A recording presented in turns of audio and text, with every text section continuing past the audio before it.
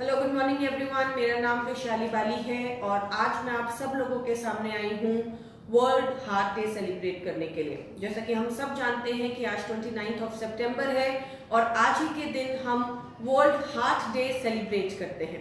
तो चलिए आज हम बात करेंगे अपने हृदय के बारे में, हार्ट के बारे में, किस तरीके से हम अपने हृदय को अच्छा रख सकते हैं, क्या क्या चीजें हैं जिसको फॉलो करके हम अपने हृदय को हेल्दी रख सकते हैं।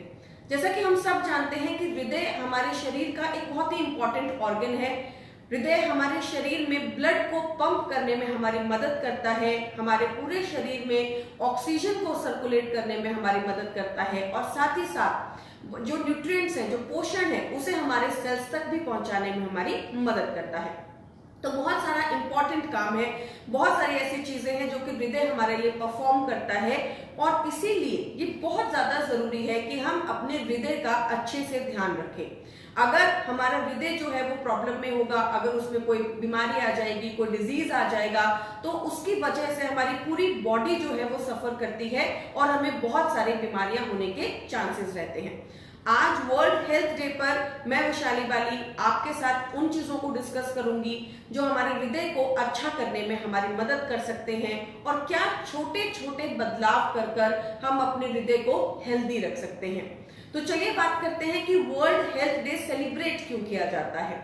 जैसा कि हम सब जानते हैं और अभी मैंने आपसे बात भी की कि हृदय हमारे शरीर का एक बहुत ही इंपॉर्टेंट ऑर्गन है, इसलिए हृदय के बारे में अवेयरनेस देने के लिए इस डे को सेलिब्रेट किया जाता है और साथ ही साथ सीवीडी, हृदय की बीमारियां, हृदय की जो प्रॉब्लम्स होती हैं उन्हें किस तरीके से हम कंट्रोल कर सकते हैं, किस तरीके से हम अपनी लाइफ में वो छोटे छोटे बदलाव, वो छोटे छोटे चेंजेस कर सकते हैं ताकि हमारा हृदय अच्छा रहे। इसी चीजों के बारे में हम वर्ल्ड हार्ट डे के ऊपर बात करते हैं। तो चलिए अब हम बात करते हैं कि हृदय की बीमारियां किस तरीके से एक साइलेंट किलर की तरह काम करती हैं। आज हम सब जानते हैं कि हृदय की बीमारियां लगातार तेजी से बढ़ती जा रही हैं। हर किसी इंसान को, हमारे आसपास के लोगों को बहुत सारी हृदय की बीमारियां हैं, जैसे ब्लड प्रेशर की प्रॉब्लम है, कोलेस्ट्रॉल की प्रॉब्लम है और ये बीमारियां जो है आजकल ऐसा नहीं है कि बड़ी एज के अंदर ही आती हैं, बल्कि बहुत छोटी एज के अंदर भी आजकल हृदय की बीमारियां जो है वो देखी जाती हैं। 28% ऑफ जो टोटल डेथ होती हैं, मतलब अप्रोक्सीमेटली जितनी भी डेथ होती हैं उनमें से 28% जो डेथ होती हैं वो पूरे भारत के अंदर, उनका जो मेजर कॉज होता है वो क्या होता है? हृदय की बीमारियां, हृदय की प्रॉब्लम्स। और इनमें से सबसे ज्यादा जो प्रॉब्लम आती है वो आती है मेल्स को, मतलब जो मेल्स होते हैं वो सिग्निफिकेंटली ज्यादा प्रोन होते हैं हृदय की बीमारियों को लेकर एज कंपेयर टू फीमेल्स। पर इसका मतलब ये नहीं है कि सिर्फ एक मेल्स को या फिर फीमेल्स को अपने हृदय का ध्यान रखना है। दोनों ही जो जेंडर्स हैं उनको अपने हृदय का ध्यान रखना बहुत ज्यादा जरूरी है, क्योंकि आज ये बीमारियां, ये प्रॉब्लम्स इतनी ज्यादा फैल चुकी हैं। आज अगर कोई यंग एज में भी अपने कोलेस्ट्रॉल को चेक करवाता है तो कोलेस्ट्रॉल लेवल्स हमेशा हाई आते हैं। ब्लड प्रेशर आज एक ऐसी कॉमन समस्या है जो कि बहुत ही कम उम्र से शुरू हो गई है। तो चलिए जानते हैं कि हृदय की बीमारियां किस तरीके से हमारी बॉडी को अफेक्ट करती हैं और क्या क्या कारण है, किस वजह से हृदय की बीमारियां सबसे पहले हमारे शरीर में होती हैं। सबसे पहला कारण है स्मोकिंग। जो लोग बहुत ज्यादा फ्रीक्वेंट स्मोकिंग करते हैं, बहुत ज्यादा स्मोकिंग करते हैं, बहुत ज्यादा कारण हो सकता है कि उनकी बॉडी के अंदर हृदय की बीमारियां बहुत ज्यादा हो, उनके कोलेस्ट्रॉल लेवल्स हमेशा हाई रहे। So it's advise to quit smoking as soon as possible to avoid any kind of heart disease as well as other disease also. High cholesterol, आज अगर हम अपने खान पान की तरफ अगर हम ऑब्जर्व करें, अगर हम ध्यान दें तो हम देखते हैं कि हमारे खाने में कोलेस्ट्रॉल की मात्रा बहुत ज्यादा है। अनइंटेंशनली भी हम बहुत सारी ऐसी चीजें रोजमर्रा के जीवन में कंज्यूम करते हैं जिसमें हाई कोलेस्ट्रॉल होता है। जैसे अगर हम बात करें तो हम बाहर का खाना बहुत ज्यादा खाते हैं, या जो समोसा या कचौड़ी जो हम घर पर भी कई बार हम सोचते हैं कि क्योंकि ये घर पे बना है तो ये हेल्दी है। ऑब्वियसली बहुत सारी चीजें जो घर पर बनती हैं वो हेल्दी होती हैं, लेकिन वहां पर भी हम कितना खा रहे हैं, किस अमाउंट में खा रहे हैं, किस फ्रीक्वेंसी पे खा रहे हैं, वो भी बहुत ज्यादा मैटर करता है। जब हम बाहर की कोई भी चीज खाते हैं या पैक्ड चीजें खाते हैं तो बहुत ज्यादा इंपॉर्टेंट है कि हम उसके कोलेस्ट्रॉल लेवल्स को चेक करें और बाहर का जो फूड है उसका कंजम्पशन कम से कम करें। Next is diabetes. जैसा कि मैं हमेशा आपको बताती हूँ कि डायबिटीज एंड कोलेस्ट्रॉल बोथ जो डिजीज है, बोथ जो प्रॉब्लम्स है वो इंटरलिंक्ड है। अगर आपको डायबिटीज हो जाता है तो बहुत हद तक आपकी बॉडी जो है वो प्रोन हो जाती है कि उसको कोलेस्ट्रॉल हो सकता है, राइट। तो अगर आपकी बॉडी में अगर आप डायबिटिक हैं, अगर आपकी बॉडी में डायबिटीज के इश्यूज हैं, अगर आपकी शुगर लेवल्स हमेशा हाई रहते हैं, तो ये बहुत ज्यादा जरूरी है कि हम अपने शुगर लेवल्स को टाइमली मेंटेन करें ताकि आपकी बॉडी को एक नेक्स्ट प्रॉब्लम मतलब कोलेस्ट्रॉल के इश्यूज ना आए। Obese and overweight. आज हम सब जानते हैं कि ओबेसिटी एक बहुत ही कॉमन समस्या है। और ये क्यों होती है? क्योंकि हमारा लाइफस्टाइल बहुत ही सेडेंटरी है। आज हम बहुत हद तक बैठकर काम करते हैं। अगर हम ऑफिसेस की बात करें तो वहां पर हम बैठकर काम करते हैं। ऑफिस से घर पर पहुंचते हैं तो हम कार से या अलग अलग व्हीकल से ट्रैवल करते हैं। तो आज हमारे जो लाइफस्टाइल है बहुत ज्यादा सेडेंटरी हो चुकी है। इसलिए ये बहुत ज्यादा जरूरी है कि हम अपने डे टू डे लाइफ के अंदर फिजिकल एक्टिविटी को इंक्लूड करें, किसी ना किसी तरीके की फिजिकल एक्टिविटी जरूर करें ताकि हमारी जो भोजन को पचाने की क्षमता है वो अच्छी हो और ओबेसिटी हमारे शरीर में ना आए। इनएक्टिवनेस, जैसे कि मैंने आपको ऑलरेडी बताया कि ओबेसिटी एंड इनएक्टिवनेस दोनों इंटरलिंक्ड है। अगर आप बहुत ज्यादा बैठे रहेंगे, अगर आप किसी भी तरीके की फिजिकल एक्टिविटी नहीं करेंगे तो बहुत चांसेस है कि हम ओवरवेट होंगे, और जब हम ओवरवेट होंगे तो बहुत चांसेस है कि हमारी बॉडी का कोलेस्ट्रॉल लेवल जो है वो हाई जाएगा। इसलिए बहुत जरूरी है कि at least 1 hour of physical activity अलग अलग तरीके से हम लोग कर सकते हैं। अगर हम घर पर हैं तो हम घर पर योगा या कोई भी ऐसी एक्सरसाइजेस फॉलो कर सकते हैं जो कि हम घर पर कर सकते हैं। अगर आप 1 घंटा नहीं निकाल पा रहे हैं तो आप 45 मिनट्स के लिए कीजिए, 45 मिनट्स नहीं तो हाफ एन आवर के लिए, लेकिन अपनी बॉडी को एक्टिव रखना बहुत ही ज्यादा जरूरी है। And the last is family history. अगर हमारे घर के अंदर, अगर हमारी फैमिली के अंदर कोलेस्ट्रॉल के सिम्टम्स ज्यादा हैं, फैमिली हिस्ट्री है कि उन्हें कोलेस्ट्रॉल या डायबिटीज की ऐसी कोई हिस्ट्री है, तो ये बहुत इंपॉर्टेंट हो जाता है कि हम अपना ध्यान ज्यादा रखें, because we are more prone to that, और हम इन सारी अच्छी एक्टिविटीज, अच्छी लाइफस्टाइल को अपने जीवन में एड ऑन करते रहें। तो चलिए अब हम जानते हैं कि टाइप्स ऑफ हार्ट डिजीजेस, मतलब हार्ट की कौन कौन सी बीमारियां होती हैं जिसके बारे में हमें समझना चाहिए, जिसके बारे में हमें पता होना चाहिए। पहली जो प्रॉब्लम है उसे कहते हैं एरिथमिया। एरिथमिया मतलब जैसे कि आपको नाम से ही पता चल रहा है कि हार्ट की जो रिदम्स है उसके अंदर एबनॉर्मेलिटीज आने लगती हैं, उसके अंदर प्रॉब्लम्स आने लगती हैं। या तो हार्ट बहुत ज्यादा आपका पंप करने लगता है या तो फिर स्लो हो जाता है। बहुत सारे लोगों को ये इश्यूज आते हैं। बहुत सारे लोग ये बोलते हैं कि मैम मुझे बहुत ज्यादा हार्ट जो है पंपिंग बढ़ जाती है। एथ्रोस्क्लेरोसिस क्या होता है? हार्ट की जो आर्टरीज होती हैं वो हार्डन होने लगती हैं। जब धीरे धीरे हमारे हार्ट में कोलेस्ट्रॉल जमा होने लगेगा तो धीरे धीरे हमारी हार्ट की आर्टरीज जो हैं वो हार्डन होने लगती हैं और धीरे धीरे हमारा ये जो इशू है, ये जो प्रॉब्लम है, वो एक बड़ी बीमारी को जन्म देता है। कार्डियोमायोपैथी। कार्डियोमायोपैथी क्या होती है? हार्ट की मसल्स जो है वो वीक होने लगती हैं, धीरे धीरे कमजोर होने लगती हैं, जिसकी वजह से आपका हार्ट जो है वो अच्छे से काम नहीं कर पाता है।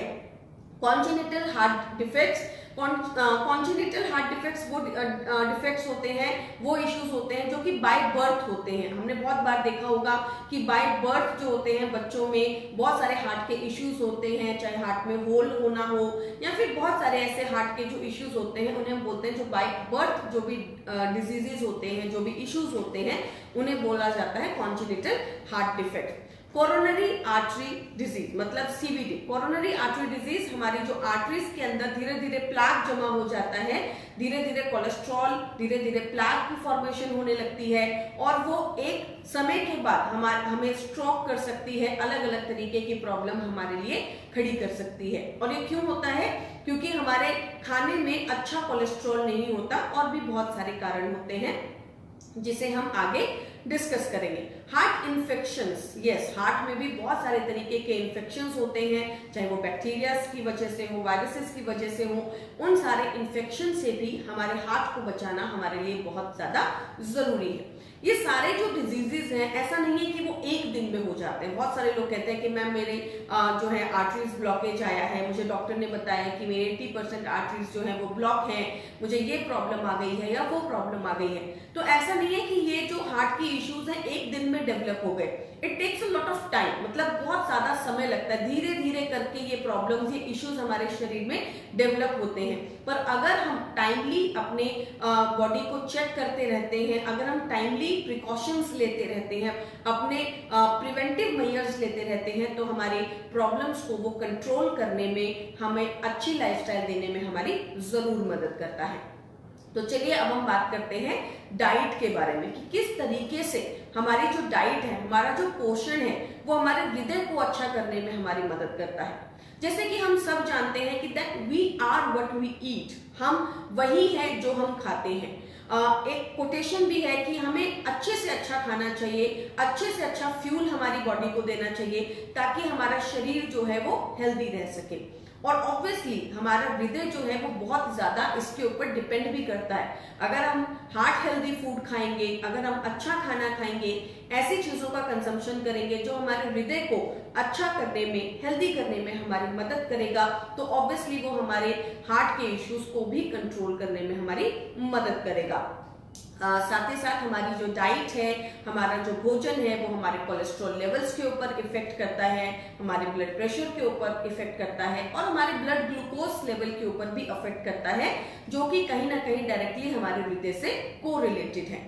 तो चलिए अब बात करते हैं, जैसे कि मैंने आपको कहा कि अच्छा खाना खाना सबसे ज्यादा जरूरी है, बिकॉज इट्स ऑलवेज सेड कि 70% जो आपकी हेल्थ है वो आपकी डाइट से आती है, आपके भोजन से आती है, उस पोषण से आती है जो कि हम अपने रोजमर्रा के जीवन में लेते हैं।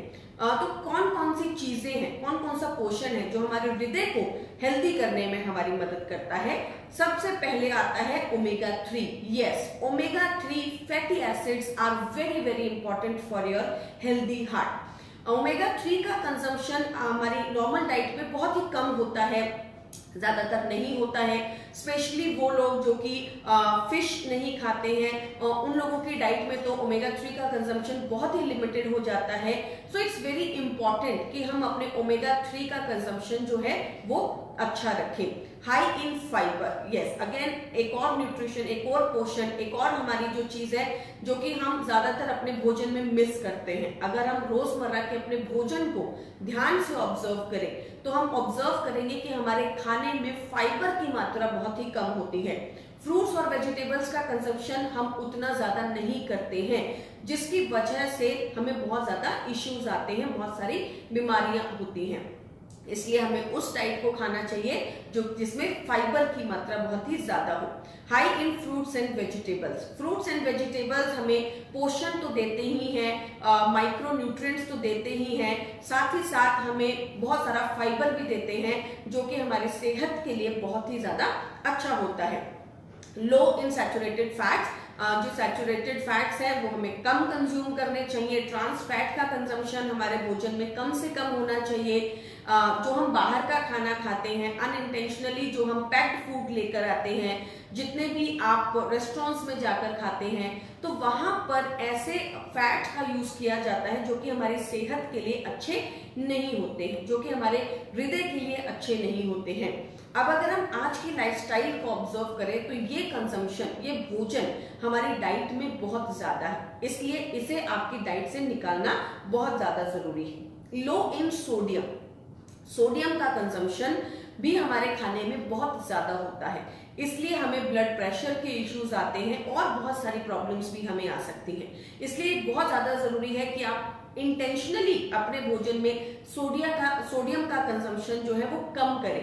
अगर आप चाहें तो ऐसी आप जो है देख सकते हैं, अपनी डाइट को ऑब्जर्व कर सकते हैं। जहां पर जरूरत ना हो वहां पर सोडियम मत कंज्यूम कीजिए। जब हम सैलेड्स खाते हैं, फ्रूट सैलेड्स बनाते हैं, छाछ पीते हैं, कोई भी ऐसी चीज जो हम लेते हैं जहां पर हम सॉल्ट को ऐड ऑन करते हैं, वहां पर एक्स्ट्रा सॉल्ट ऐड ऑन करने की जरूरत नहीं है। जितना हो सके उसको आप रेस्ट्रिक्ट कीजिए। अगर वो बहुत ज्यादा जरूरी है तभी आप उसे कंज्यूम कीजिए। लो इन शुगर, चीनी, शुगर का कंजम्पशन बहुत ही ज्यादा है। आज अगर हम बात करें तो अगर आप मार्केट में देखेंगे तो आपको सारी ऐसी चीजें मिलेंगी जो कि हाई इन व्हाइट फ्लावर्स होंगी, मतलब मैदा का कंजम्पशन बहुत ज्यादा है, शुगर का कंजम्पशन बहुत ज्यादा है, या फिर सॉल्ट का कंजम्पशन बहुत ज्यादा है। तो चीनी जो है उसका कंजम्पशन भी हमें कम करना है। अगर हम हो सकता है तो हम उसे लिमिट करेंगे। अगर हो सकता है तो हम बाहर की ऐसी चीजें नहीं खाएंगे जिससे अनइंटेंशनली हमारे शरीर में बहुत ज्यादा शुगर जा रही है। Low in cholesterol, yes cholesterol हमारे शरीर के लिए जो है जरूरी है। It's very important for our body. अच्छा कोलेस्ट्रॉल, अच्छा फैट हमारे शरीर के लिए रिक्वायर्ड है, लेकिन उसकी मात्रा जो है वो कम होनी चाहिए, और साथ ही साथ जैसे कि मैंने आपको कहा कि वो अच्छा कोलेस्ट्रॉल होना चाहिए। Low in alcohol, yes it's very important. आजकल अल्कोहल का कंजम्पशन जो है वो बहुत ज्यादा बढ़ गया है, इसलिए बहुत ही ज्यादा जरूरी है कि आप अल्कोहल का कंजम्पशन कम करें, उसे लिमिट में करें। अगर आप अल्कोहल का कंजम्पशन बहुत ही ज्यादा करते हैं तो वो भी कहीं ना कहीं हमारे हृदय को खराब करता है। गोल ऑफ हेल्दी जो डाइट है उसका क्या गोल है, क्या किस लिए हमारे लिए जरूरी है? तो ये जो डाइट है, ये जो भोजन है, जैसे कि मैंने आपको अभी बताया, we are what we eat. हमारी पूरी बॉडी जो है, हमारा पूरा शरीर जो है वो डाइट के ऊपर काम करता है, हमारे पोषण के ऊपर काम करता है। जो भी आप खाएंगे हमारा शरीर उसे एब्जॉर्ब करेगा, उससे ऊर्जा बनाएगा, और अगर वो उसके लिए जरूरी नहीं है, अगर उसका कंजम्पशन आपके लिए जरूरी नहीं है तो उसको डिपॉजिट कर देगा, और ये डिपोजिशन धीरे धीरे हमारी बॉडी के अंदर हार्मफुल डिजीजेस को जन्म देता है। तो हार्ट के लिए क्या जरूरी है? जो आप हेल्दी डाइट खाते हैं वो हमारे कोलेस्ट्रॉल लेवल्स को अच्छा रखने में हमारी मदद करती है, हमारे लिपिड प्रोफाइल को अच्छा करने में मदद करती है, हमारे ब्लड प्रेशर को रेगुलेट करने में हमारी मदद करती है, जिसकी वजह से अल्टीमेटली हमारा जो हार्ट है, हमारा जो हृदय है वो हेल्दी रहता है। Keys to keep your heart healthy. तो चलिए अब बात करते हैं, जैसे कि मैंने आपको बताया कि वर्ल्ड हार्ट डे पर हम आपको ये बताते हैं कि किस तरीके से अपनी बॉडी के इतने इंपॉर्टेंट ऑर्गन को आपको हेल्दी रखना है। एक बार मेरी कहीं पे किसी से बात हुई और उन्होंने मुझे बोला कि मैम जब एक हार्ट में प्रॉब्लम आती है, जब एक हार्ट में इश्यू आता है, तो सिर्फ हार्ट में इश्यू नहीं आता बल्कि उसकी वजह से हमारी पूरी बॉडी डैमेज होती है। क्योंकि हमें ये समझना है, हमें इस बारे में जानकारी लेनी है कि हमारा हार्ट पूरी बॉडी में हमारे ब्लड को सर्कुलेट करता है। तो अगर आपको हार्ट की कोई भी प्रॉब्लम है, अगर आपको हार्ट में स्ट्रोक आया है, अगर आपको हार्ट की कोई इश्यूज है, तो वो इश्यू सिर्फ आपके हार्ट तक नहीं है, वो इश्यू हमारी पूरी बॉडी में कहीं ना कहीं जो डैमेज है वो करता है। तो चलिए जानते हैं कि किस तरीके से हम अपनी बॉडी के इतने इंपॉर्टेंट ऑर्गन को हेल्दी रख सकते हैं। We can make our heart healthy, yes हम अपने हार्ट को हेल्दी रख सकते हैं। सबसे पहले क्या करना है? एलडीएल, लो डेंसिटी लिपोप्रोटीन्स की जो मात्रा है उसका कंजम्पशन हमें कम से कम करना है। एचडीएल, गुड कोलेस्ट्रॉल का कंजम्पशन जो है हमें अपनी डाइट में ज्यादा से ज्यादा रखना है। जैसे कि मैंने आपको अभी बताया कि फैट हमारे शरीर के लिए जरूरी है। ऐसा नहीं है कि हमें अपने खाने में फैट की मात्रा को बिल्कुल बंद कर देना है या बिल्कुल खत्म कर देना है, क्योंकि अगर आप ऐसा करेंगे तो फैट सॉल्यूबल जो विटामिन्स हैं वो आपकी बॉडी में जाकर एब्जॉर्ब नहीं होंगे। इसलिए फैट तो हमें खाना है, लेकिन कौन सा फैट खाना है? हाई डेंसिटी लिपोप्रोटीन्स, मतलब अच्छा फैट, गुड फैट हमें खाना है। और साथ ही साथ ट्राइग्लिसराइड्स या फिर जो ऐसी चीजें होती हैं जिनका कंजम्पशन हमारी बॉडी के लिए रिक्वायर्ड नहीं है, उसका कंजम्पशन भी हमें कम से कम रखना है। तो लिमिट ऑफ कोलेस्ट्रॉल, मतलब कोलेस्ट्रॉल का जो अमाउंट है हमारे भोजन में वो ज्यादा नहीं होना चाहिए। कम अमाउंट में होना चाहिए। बाहर का जो हम खाना खाते हैं जिससे हमें अनइंटेंशनली हमें पता भी नहीं चलता और हम बहुत सारी ऐसी चीजें खा लेते हैं। एग यॉक्स जो येलो पार्ट आता है उसको हमें नहीं खाना चाहिए। फैटी मीट जो हम लेते हैं उसे हमें नहीं खाना चाहिए। रेड मीट ज्यादातर बोला जाता है। होल मिल्क जो होल मिल्क होता है, आजकल हम बोलते हैं कि आप टोन्ड मिल्क का कंजम्पशन कीजिए। अगर आप घर पे मिल्क लेकर आते हैं तो ऊपर से उसकी मलाई को जो है आप हटा दीजिए, तो टोन्ड मिल्क आपको लेना है। चीज, श्रिम्प्स, लॉबस्टर्स, ऐसी कोई भी चीज मत खाइए जिससे आपको बहुत ज्यादा कोलेस्ट्रॉल मिले। ईट मोर ऑफ ओमेगा 3, जैसे कि मैंने आपको ऑलरेडी बताया कि ओमेगा 3 हमारे हृदय के लिए बहुत ही ज्यादा इंपॉर्टेंट रोल प्ले करता है। किसी भी आप एज ग्रुप में हैं, किसी भी जेंडर में है, मेल्स, फीमेल्स, किसी भी एज ग्रुप में है, ओमेगा 3 आपकी डाइट का एक इंपॉर्टेंट हिस्सा होना चाहिए। और ओमेगा 3 हमें कहाँ से मिलता है? फिश से मिलता है। तो जो लोग फिश खाते हैं, सैल्मन, टूना, अलग अलग तरीके के फिशेस खाते हैं, उनकी डाइट में ओमेगा 3 होता है। लेकिन वेजिटेरियन जो लोग होते हैं उनकी डाइट में स्पेशली ओमेगा 3 की कमी होती है। इसके लिए अलग अलग तरीके से ओमेगा 3 हमें अपनी डाइट में इंक्लूड करना चाहिए।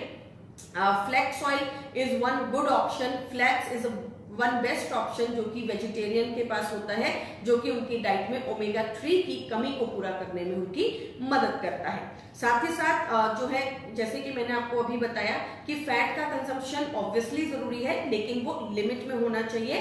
तो हेल्दी फैट जो है वो 25 to 30% ही हमारी टोटल कैलोरीज का हिस्सा होना चाहिए।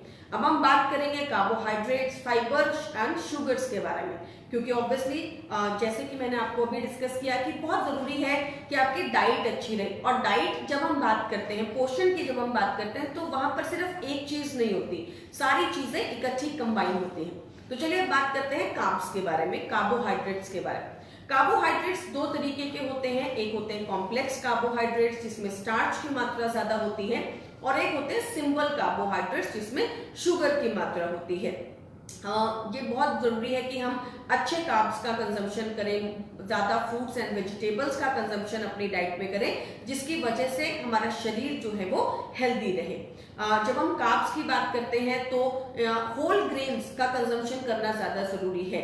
होल ग्रेन्स के अंदर जो हमारे गेहूं होता है, एमेरंथ है, अलग अलग तरीके के जो ग्रेन्स आते हैं उनको हम होल ग्रेन्स जब हम कंज्यूम करते हैं। लेकिन वहीं पे जब हम मैदा की बात करते हैं, व्हाइट फ्लावर की बात करते हैं, पास्तास की बात करते हैं, व्हाइट ब्रेड्स की बात करते हैं, तो उनका कंजम्पशन हमारी डाइट में कम से कम होना चाहिए।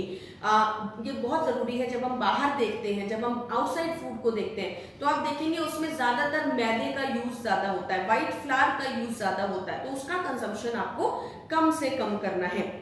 साथ ही साथ जो कॉम्प्लेक्स कार्ब्स हैं वो आपको फाइबर ज्यादा देते हैं। जब हम किसी भी तरीके के ग्रेन की बात करते हैं तो ग्रेन में आपका कार्ब्स के साथ साथ, कार्बोहाइड्रेट्स के साथ साथ आपको क्या मिलेगा?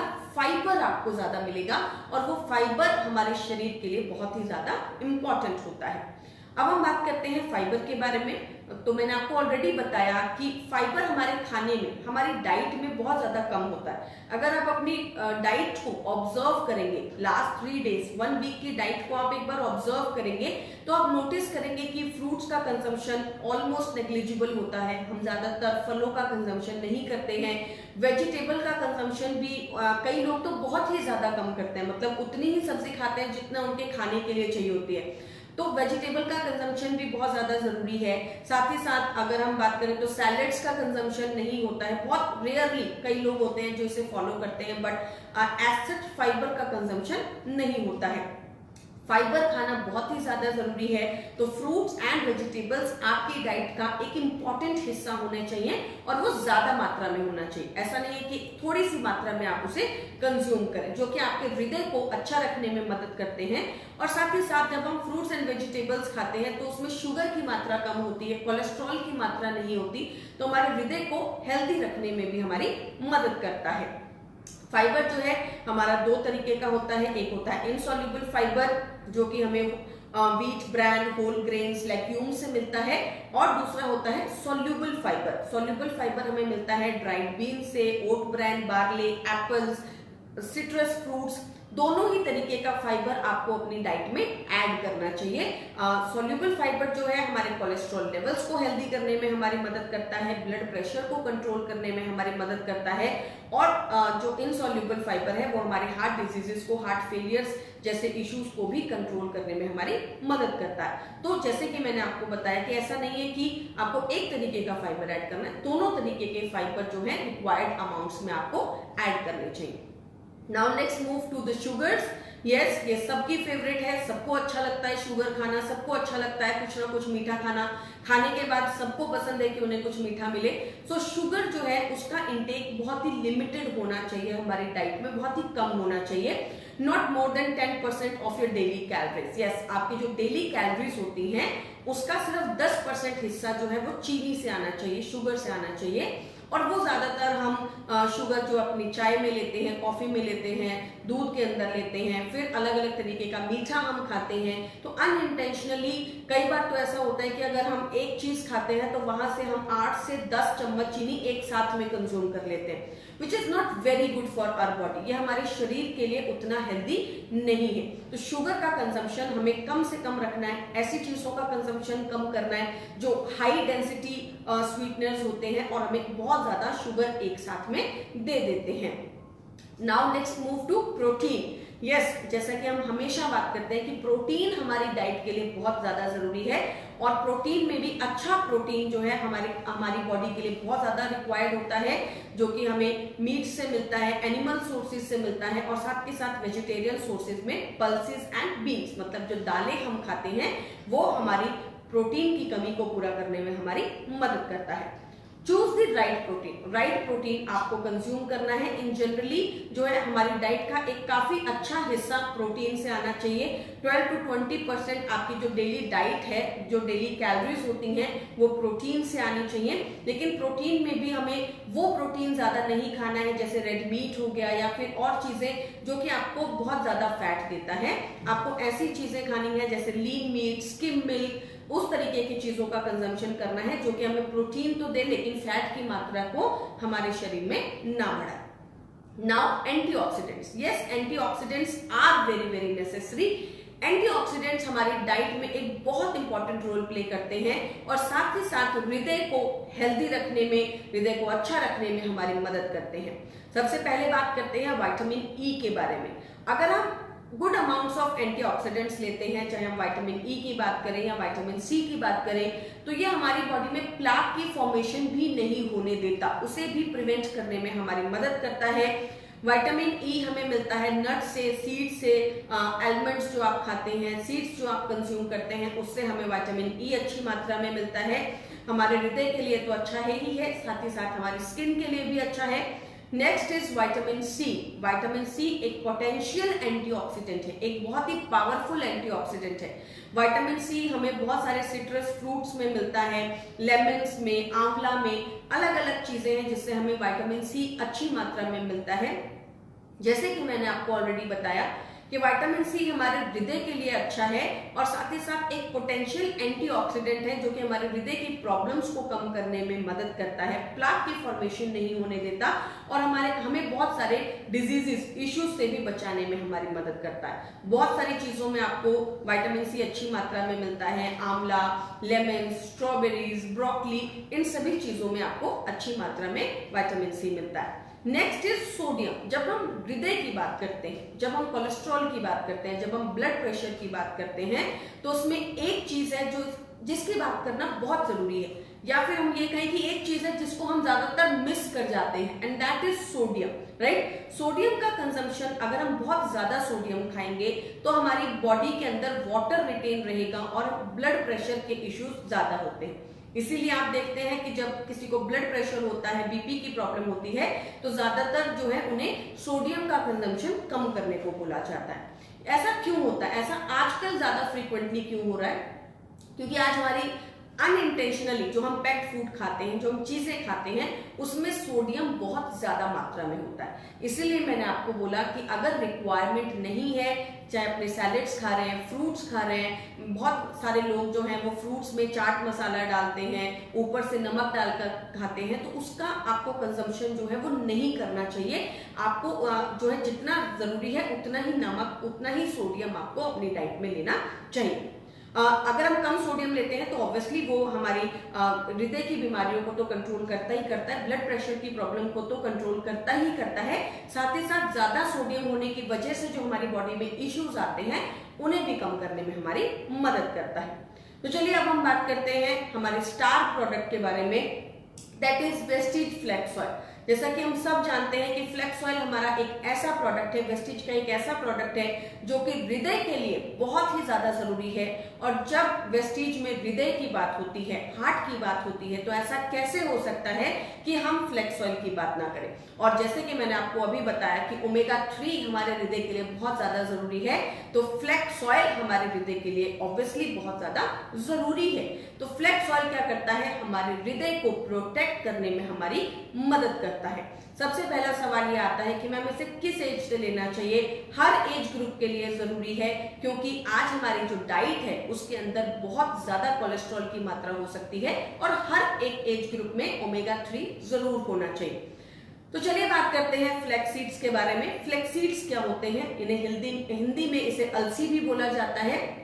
अलसी के बीजों का तेल, फ्लैक्स ऑयल मतलब अलसी के बीजों का तेल। फ्लैक्स ऑयल के अंदर बहुत सारे विटामिन और मिनरल्स होते हैं, साथ ही साथ इसमें फाइबर बहुत ज्यादा अच्छे अमाउंट के अंदर होता है। ये हमारी ऊर्जा को बनाने में मदद करता है, हमारे कोलेस्ट्रॉल को कम करने में हमारी मदद करता है। और आज से नहीं बल्कि सदियों से हम जो है फ्लैक्स सीड्स को एज अ आयुर्वेदिक मेडिसिन लेते आए हैं, as a Ayurvedic medicine use करते आए हैं। तो चलिए अब बात करते हैं वेस्टीज फ्लैक्स ऑयल के बारे में। वेस्टीज फ्लैक्स ऑयल एक बहुत ही पावरफुल प्रोडक्ट है। जैसे कि मैंने आपको ऑलरेडी बताया कि अगर हार्ट की बात हुई, अगर हृदय की बात हुई, तो ऐसा कैसे हो सकता है कि हम फ्लैक्स ऑयल की बात ना करें। फ्लैक्स ऑयल जो है उसमें अल्फा लिनोलिक एसिड होता है, जो कि हमारे हृदय के लिए बहुत ही ज्यादा जरूरी है। साथ ही साथ इसमें omega 3 and omega 6 fatty acids होते हैं, जो कि हमारे हृदय की, हार्ट की हेल्थ को अच्छा करने में हमारी मदद करते हैं। इसमें विटामिन ई बहुत अच्छी मात्रा में होता है। पावरफुल एंटीऑक्सीडेंट्स इसमें बहुत अच्छी मात्रा में होते हैं, जो कि हमारे सेल्स की हेल्थ को अच्छा करने के साथ साथ हमारी स्किन को अच्छा करते हैं, हमारे बालों को अच्छा करते हैं, हमारे हेयर्स को अच्छा करते हैं, ओवरऑल हमारे शरीर की हेल्थ को अच्छा करने में हमारी मदद करते हैं। नेचुरली हमारे कोलेस्ट्रॉल लेवल्स को रेगुलेट करता है, हमारे ब्लड शुगर लेवल्स को रेगुलेट करने में हमारी मदद करता है। इसलिए ये एक बहुत ही डायनामिक प्रोडक्ट है, बहुत ही पावरफुल प्रोडक्ट है, जो कि हम अपने हृदय के लिए ले सकते हैं, हृदय की डिजीजेस को प्रिवेंट करने के लिए ले सकते हैं, हृदय को हेल्दी रखने के लिए ले सकते हैं। फ्लैक्स ऑयल के अंदर होता है vitamin B, copper, protein and zinc. तो एक पावरफुल कॉम्बिनेशन है ओमेगा 3, ओमेगा 6, बहुत सारे विटामिन एंड मिनरल्स का, एंड पावरफुल एंटीऑक्सीडेंट्स का, जो कि हमारे फ्लैक्स ऑयल को एक बेहतरीन प्रोडक्ट बना देता है। फ्लैक्स ऑयल के अंदर है alpha linoleic acid. Alpha linoleic acid जो है उसकी गाइडलाइंस जो रिकमेंडेड होती हैं वो 1600 mg होती हैं। अल्फा लिनोलिक एसिड जो होता है वो बहुत ही ज्यादा आपके हृदय के लिए जरूरी होता है। ओमेगा 3 फैटी एसिड जो होता है आपके हृदय के लिए बहुत ज्यादा जरूरी होता है, both to males and females. तो मेल्स के अंदर डेली डोसेज जो होना चाहिए वो 1600 mg एंड फीमेल्स के अंदर 1100 mg का डोसेज होना चाहिए। चलिए अब बात करते हैं फ्लैक्स ऑयल के बेनिफिट्स के बारे में। कोलेस्ट्रॉल लेवल्स को कम करता है, ट्राइग्लिसराइड्स लेवल्स को कम करता है। जब आप अपने रिपोर्ट्स चेक करते हैं तो आपने ज्यादातर देखा होगा उसके अंदर आता है ट्राइग्लिसराइड्स लेवल्स। तो ट्राइग्लिसराइड्स लेवल्स अगर बढ़े हुए होते हैं, अगर हायर साइड पे होते हैं, तो डॉक्टर्स आपको वार्न करते हैं, डॉक्टर्स आपको बोलते हैं कि आपको अपनी डाइट को अच्छा करना है, अपनी लाइफस्टाइल को अच्छा करना है, ताकि आपके ट्राइग्लिसराइड्स लेवल्स जो है वो कम जाए। तो फ्लैक्स ऑयल जो है वो कोलेस्ट्रॉल लेवल्स को कम करने के साथ साथ आपके ट्राइग्लिसराइड्स लेवल्स को भी कंट्रोल करने में आपकी मदद करता है। आपकी आर्टरीज में, आपकी ब्लड वेसल्स को हार्डन नहीं होने देता, आर्टरीज के अंदर कोलेस्ट्रॉल को जमा नहीं होने देता, आर्टरीज को ब्लॉक नहीं होने देता। ब्लड शुगर लेवल्स को नॉर्मल रखने में आपकी मदद करता है, ब्लड प्रेशर को कंट्रोल रखने में आपकी मदद करता है, बॉडी फैट को तोड़ने में आपकी मदद करता है और साथ ही साथ जैसे कि मैंने आपको बताया आपकी हेयर, स्किन एंड नेल्स को भी हेल्दी करने में आपकी मदद करता है। तो अब हम बात करते हैं कि इसका डोसेज क्या होना चाहिए, किस अमाउंट में हमें फ्लैक्स ऑयल लेना चाहिए। 1000 to 1500 mg of Vestige flax oil should be recommended every day. So 3 capsules per day, मतलब 3 कैप्सूल्स पर डे आपको कम से कम जरूर लेना चाहिए। आफ्टर मील्स आप कंज्यूम कर सकते हैं, after breakfast, after lunch, after dinner 1 capsules, after every meal is always recommended. आपको इतना कम से कम 3 कैप्सूल्स ऑफ फ्लैक्स ऑयल आपको जरूर कंज्यूम करना है। इसी के साथ आशा करती हूँ कि आज की हमारी जो वर्ल्ड हार्ट डे पे जो ट्रेनिंग हुई है वो आपको पसंद आई होगी। हम आपको ज्यादा से ज्यादा इंफॉर्मेशन दे पाए होंगे। इस इंफॉर्मेशन को आप यूज करेंगे, अपने डाउनलाइंस को बताएंगे, अपने लोगों तक पहुंचाएंगे ताकि वो इस हृदय की बीमारियों को कंट्रोल कर सके और अपने हृदय को हेल्दी रख सके। Thank you, wish you well.